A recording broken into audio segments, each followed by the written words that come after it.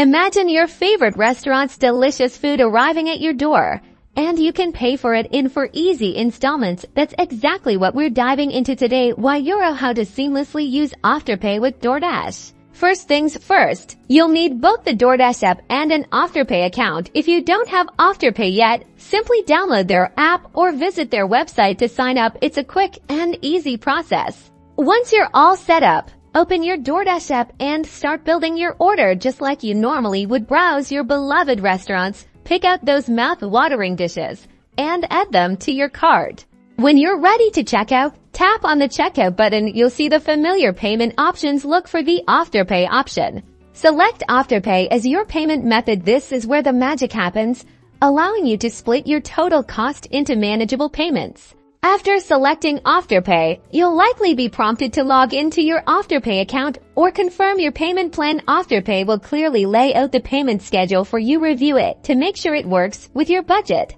Once you confirm your Afterpay details, simply tap to complete your order, and just like that, your delicious DoorDash meal is on its way with the costs conveniently spread out. It's that simple. Enjoy the convenience and flexibility of getting your favorite meals delivered with the ease of Afterpay. Happy ordering!